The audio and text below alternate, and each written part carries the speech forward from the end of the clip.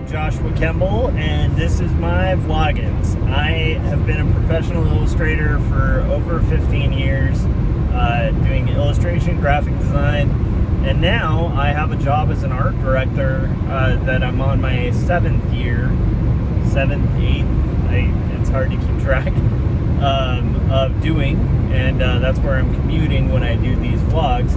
And if you're curious about what these vlogs are primarily about, which is my cartooning and comics, yeah, go check out Two Stories Book 1 on Amazon.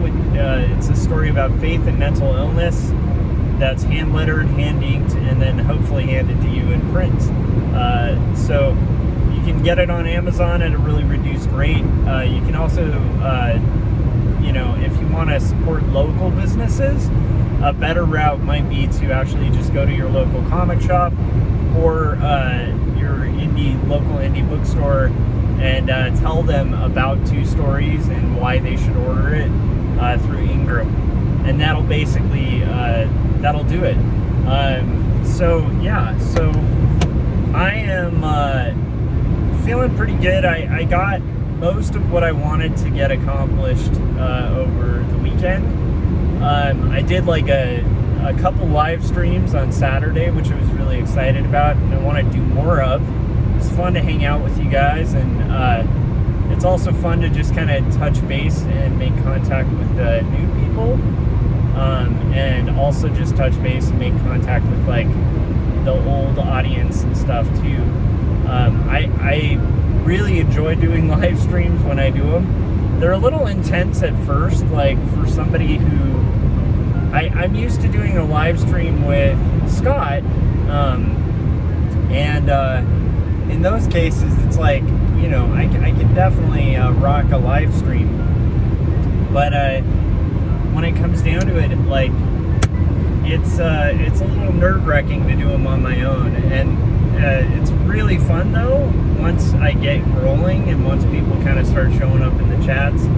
And so far I don't think I've had one that's been like completely dead where no one's shown up. So I really wanted to say thank you to everybody who's been showing up to the live streams, and also just encourage people, make sure you're subscribed, you hit that bell, that way when I'm about to go live on a live stream, if it happens to be a time of day that that you're home too, you know, you can come hang out in the chats, maybe even hop on the channel to talk comics and just kind of talk shop while we work.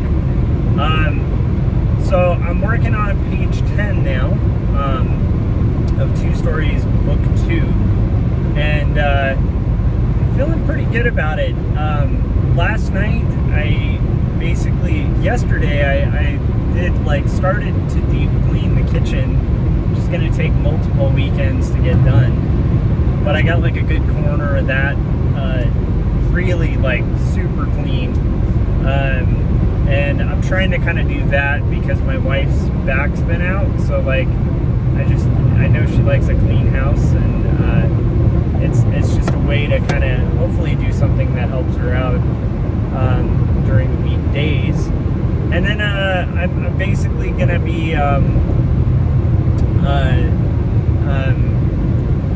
and then basically, other than that, I did a panel and I got my workout in, which is really good. Starting to feel back in the old routine.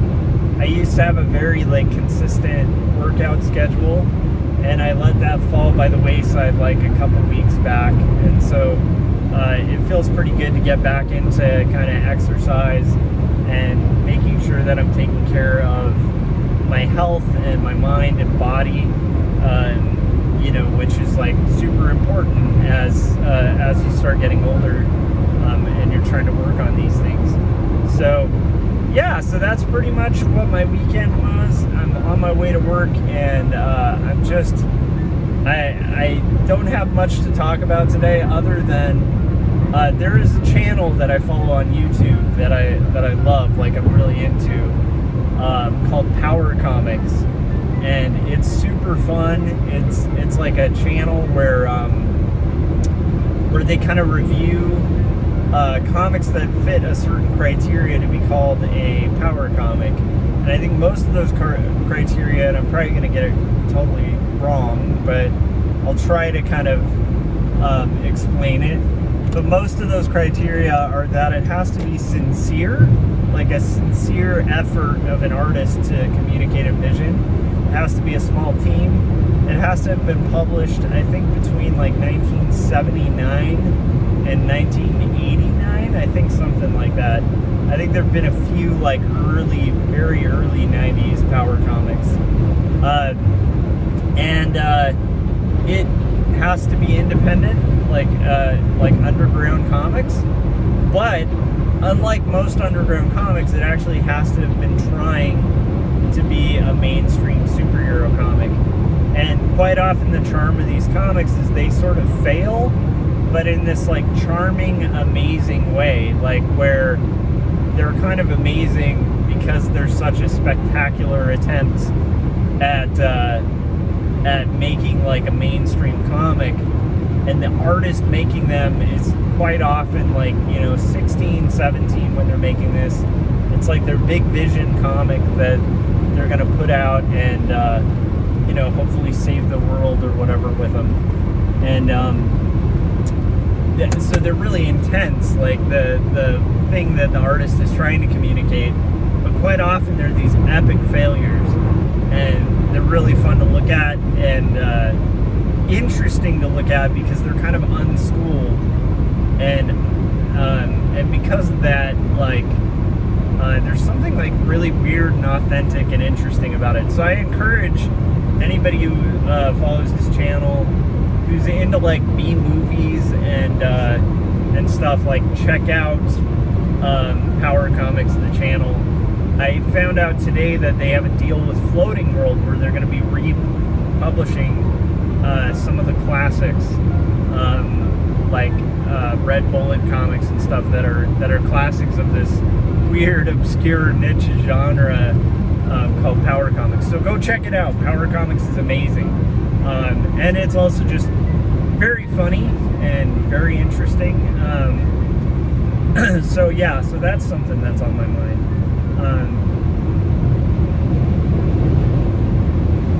So today, I'm basically going to probably do a very short Vloggins, but what I do when I head to work, and you'll probably see this on a lot of these, is I kind of like to go through what I need to do for the next few, like what I need to do after work, so that like when I go to my day job, people quite often when they go to their day jobs, they get home and they're unexpectedly like exhausted and tired and just kind of want to zone out and like watch TV. And what I do to kind of combat that is ahead of time I'm like trying to pre-plan and like prep myself for what I'm going to do when I get home. So my goal is to basically when I get home, I'd like to pencil at least one panel of page 10 of Two Stories Book 2. If I can get further, that would be great. And then aside from that, I need to start looking into, in the next day, maybe tonight, but maybe tomorrow or the next day after that, I do need to start taking more photo references for the upcoming pages, kind of doing layouts and stuff. So that's basically what's on my dock and plan for after work. And pretty much, oh, I should also mention this channel is now monetized, which is awesome. It's epically awesome. That means I make like a couple cents off of every time you guys watch. So make sure you share my channel and stuff for anybody. If you enjoy my content, make sure you're sharing that out there, because I get a very small kickback, and if you saw the percentage of kickback, it's tiny. But I probably am going to be doing on-running jokes about making bank doing YouTube videos, which I'm not going to be making anytime soon. But it's just kind of a fun thing, and I do want to say thank you to everybody who subscribed. and help me get there to monetization, because that means a lot to me. It's like a little silly personal goal. I know enough friends who are YouTubers who have way more subscribers than me, and what that monetization equals, to like have any sort of pretense that it's going to be like tons of money. But I do want to say it still was a goal of mine to be remonetized, and like I'm glad to be kind of back in the monetization game. So thank you guys. It's much appreciated. You guys are amazing. And then aside from that, like I'm probably just gonna kind of stay in a good positive vibe and get to work, and hopefully, just fingers crossed, things go well, and I'm able to work on comics tonight. I will say I'm really planning on live streaming more often. So again, like, you know, make sure you've hit that bell. That's not like I'm not trying to like overhype or anything like that, but it's a good way to get notified when I'm about to go live. So you can catch the live stream live, because I think live streams are a lot more fun when you're watching them as they go, instead of after the fact. And it's just cool. It's a fun time to be able to like engage and discuss things. I will say also, I'm really eager as we're getting closer to May. There's a huge announcement that I'm going to be able to put out, but the further in the year it gets, the closer I'm going to be to being able to say what that is. So yeah, so that's basically what's on my mind, and a little bit of my vlog, and nothing like super exciting regarding like thoughts or interests.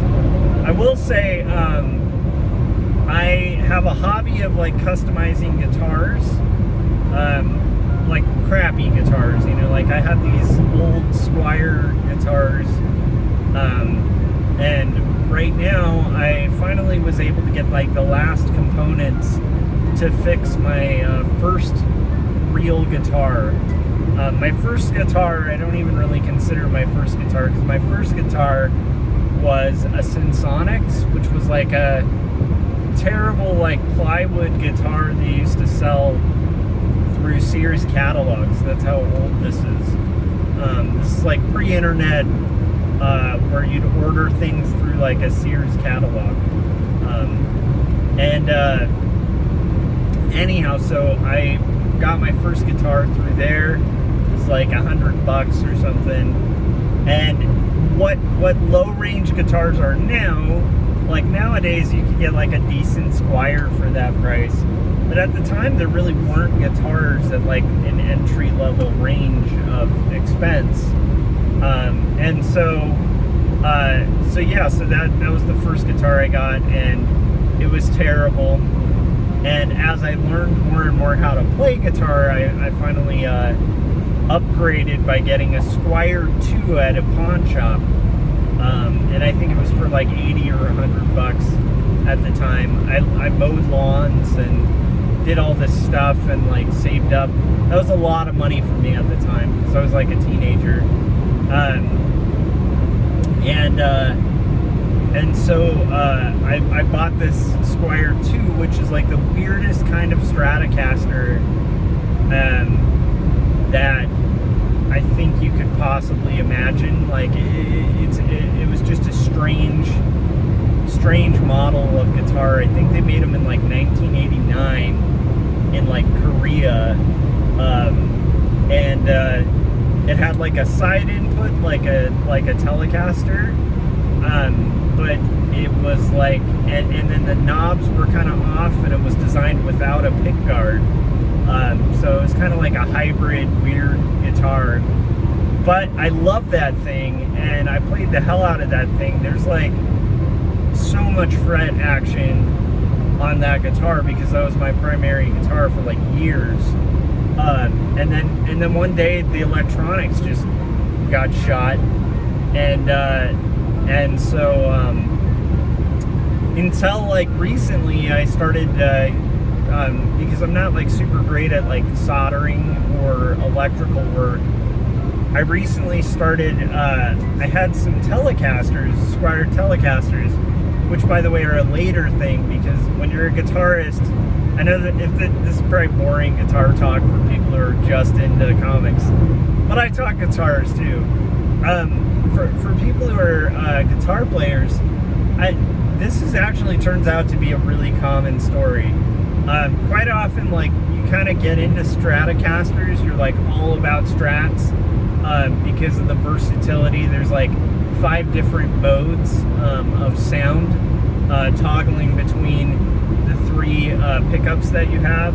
And on this guitar it was great because you had a humbucker for one of them too. So it was like a humbucker and then 2 single coil pickups, and you know, between that 5-way selector switch, you have like a lot of versatility on the guitar. And so it's a good guitar to like learn guitar on, or to like hone your craft on. But what I've found is people, as they play guitar longer, really start admiring and enjoying the Telecaster. There's something about a Telecaster which is like a much more pared down thing. It's like you usually have 2 pickups, and one of them's like almost like a Tele style pickup at the neck, and then you just have like a single coil at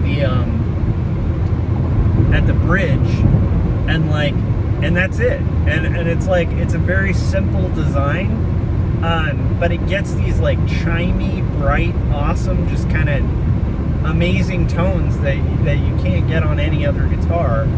And so quite quickly after my Stratocaster, when the electronics went out, I ended up buying a Squier, again, Telecaster. And so more recently at a pawn shop, I came across a Squier, and I got kind of into modding guitars. So what I did was I kind of changed out like the tuners and stuff on one of my Teles, on one of my Squier Teles, and just kind of refurbished it, set the action, kind of like changed out the pegs at the tuning head, to kind of give it like a little more sustain, and it worked really well. But for the other one, I was like, I got into this Guitar Fetish thing, because Guitar Fetish has a website where they sell different pickups that are called Quick Plug. And so you don't have to do soldering. You can just basically plug in the pickup to the harness that's pre-wired, and as long as you install that harness, you're good. And so I'm kind of excited about that, because like that was like a start to my modding of guitars. So I used those 2 Squiers as kind of a learning base to mod a guitar. And one of the Squiers that I modded, I ended up using like a mini humbucker and doing like a coil tap, so you can kind of like switch from like single to double, like just by like pulling the pot, the switch on the pot, which is super awesome. And it sounds crunchy and amazing. For a Telecaster, it's just got like this punch, and it's one of my favorite guitars. And then of course I finally was able to upgrade and get like a legitimate American Fender very recently. And even more recently, I was able to get a Gibson SG, like a legit Gibson. So I have like 2 really quality guitars. I have 2 modded guitars, one of which is incredible, the other which is like a functional Squier Tele. It's not a bad guitar, it's not a great one, but it's still a million times better than pre-mod, like, because it's set up, the action's correct, the, you know, intonation isn't all out of whack, and also I find that like quite often, like changing out to like stainless steel parts on the bridge helps a lot too. So that's something I did with those guitars.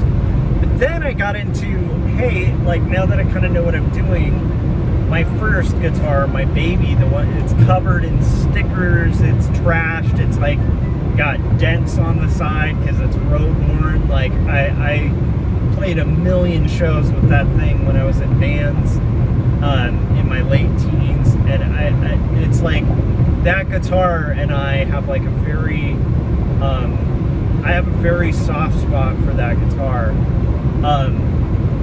And I started to mod it, changed out the tuning keys to like newer ones. I didn't use locking tuners on that because I wanted it to kind of hopefully retain a little bit of the original tone. But I did have to swap out the pickups and get new hardware in it anyway.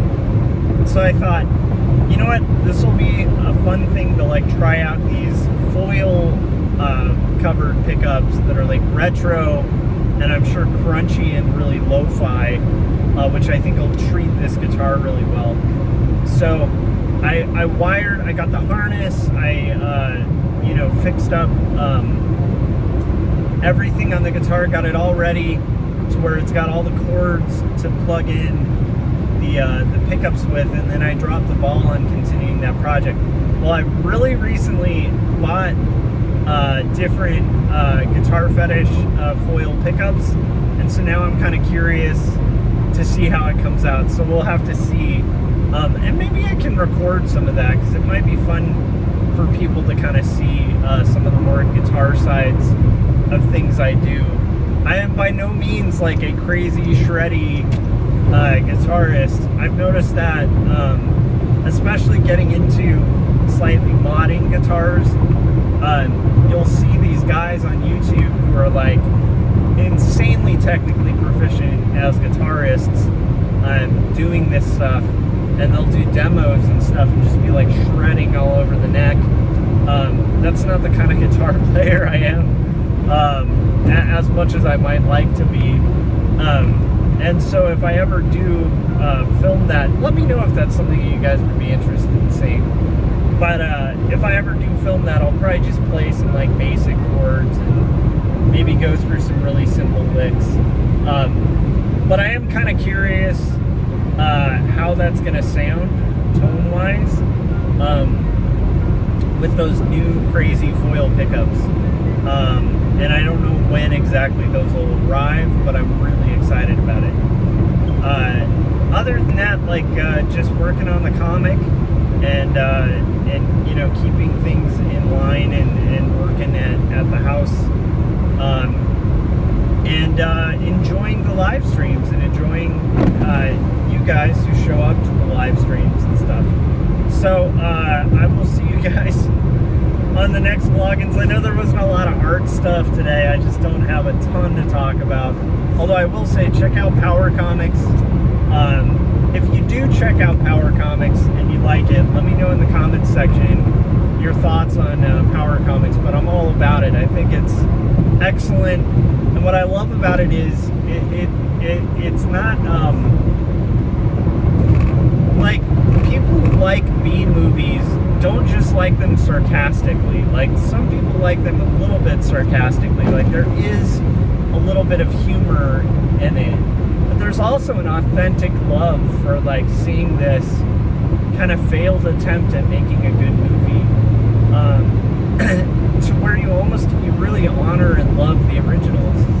And I will say, the guys who run Power Comics, the YouTube channel, they have like a sincere love and passion for this stuff, which is great.